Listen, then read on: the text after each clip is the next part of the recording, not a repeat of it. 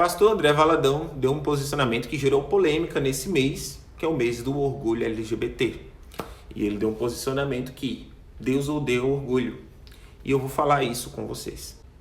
E em Provérbios 16:18 nos diz assim, que o orgulho vem antes da destruição e o espírito altivo vem antes da queda. E em Tiago 4:6 diz que Deus se opõe aos orgulhosos, mas concede graça aos humildes. Ou seja, ser orgulhoso é tudo aquilo que nos afasta da presença de Deus. E tudo que é ausência de Deus é trevas. E sendo trevas, há condenação. Então, o pecado do orgulho é um pecado que transgride o nosso relacionamento com Deus. O humilde que vive em sua humildade jamais utilizará da sua essência para se exaltar, por exemplo. Ou seja, no momento que eu me acho melhor que as outras pessoas, não penso no bem das outras pessoas, penso apenas em mim mesmo e na exaltação do meu nome ou daquilo que eu faço, como eu sou o melhor, como eu sou perfeito, como eu sou digno. Isso é um grande pecado diante de Deus. Mas, Riquelmo, o que isso entra no dia do orgulho gay? Eu vou mostrar para vocês. E aqui, ó, se vocês bem sabem, já fui drag queen, já fui homossexual, inclusive aí fazia show nas boates, fui um dia eleito rainha da parada LGBT, fiz show nas paradas gays também. E vou falar para vocês a questão. Sabemos que a palavra de Deus é totalmente contrária à homoafetividade, tão quanto as igrejas inclusivas, elas não conseguem provar na palavra de Deus que Deus pode unir ou abençoar essa conduta. E pelo contrário, não existe um versículo que aprove a homoafetividade, a união de pessoas do mesmo sexo. E tanto quanto versículos contrários que está tanto no Antigo Testamento, Levítico 18:22, tanto quanto no Novo Testamento. Romanos capítulo 1, do versículo 24 ao 27, Timóteo capítulo 1, do versículo 10, tanto 1 Coríntios capítulo 6, do versículo 9 ao 11, que ali deixa muito claro que houve efeminados, que era o contexto que se dava a homossexuais, tanto ativos como passivos, no grego, acernokoitai e malakoi. E ainda mais quanto esse texto afirma que houve pessoas dessa conduta, quanto outros que foram adúlteros, outros que foram idólatras, foram mudados pela graça de Deus, ao que diz esse texto. Ou seja, houve pessoas que deixaram de ser homossexual pelo poder redentor do Evangelho. Então vamos às considerações do que seria o pecado do dia do orgulho gay. Primeiro, que o orgulho para os gays seria o quê? É o dia que representa que a homossexualidade deixou de ser conotada como doença. E eu concordo com isso, não é uma doença, porque eu fui e não era doente. Mas tomei a escolha de querer mudar, isso existe sim. E representa o dia que eles tiveram realmente a liberdade de viver o que eles desejam, pedindo apenas o respeito, que eles possam viver suas vidas, né? Mais ou menos isso.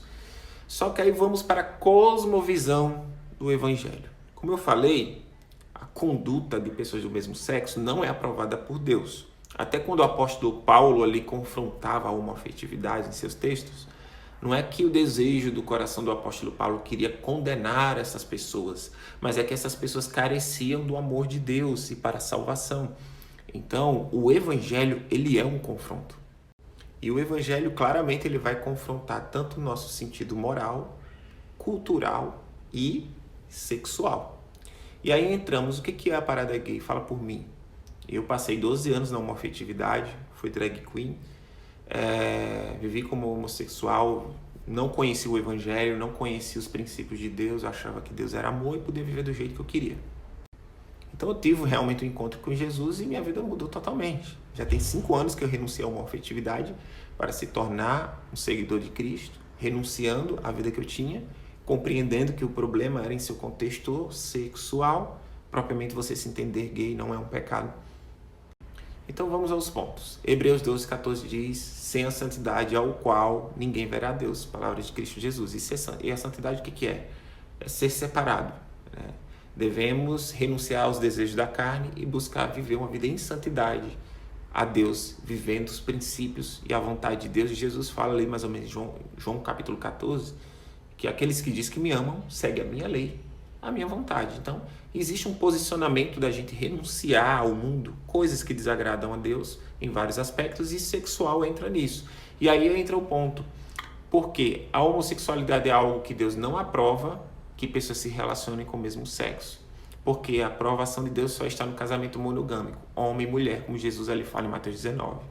Então, qualquer ato além disso é um ato de fornicação, de pecado, como adultério, né? E isso transgride o nosso relacionamento com Deus e pode nos levar ao caminho de condenação.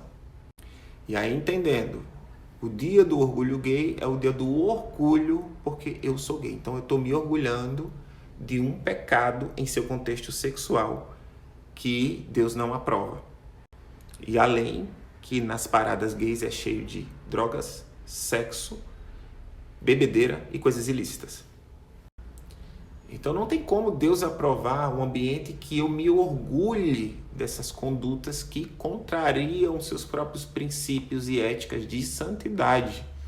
Não dizer que Deus não tenha misericórdia, que Deus não ame a pessoa que seja o homossexual, mas Deus nunca vai aprovar a imoralidade sexual.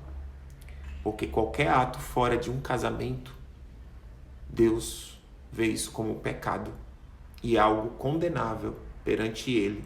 E se isso é condenado a pessoas que são heterossexuais, você não imagina que não seria diferente com os homossexuais? Ou você acha que Deus daria uma carta branca para alguém que é homossexual ficar nesses ambientes bebendo, se relacionando com pessoas que nem sequer se lembra depois, muitas vezes por consequência do pecado, acaba adquirindo doenças sexualmente transmissíveis, pessoas que sofrem também, e muitos rapazes que têm problemas emocionais por relacionamentos compulsivos e sem nenhum tipo de domínio próprio. 1 Coríntios capítulo 6, versículo 18 nos deixa claro que a fornicação é uma transgressão ao nosso próprio corpo, porque Cristo na cruz pagou o alto preço, então, portanto, não podemos fazer tudo o que queremos, porque fomos comprados por um preço muito caro.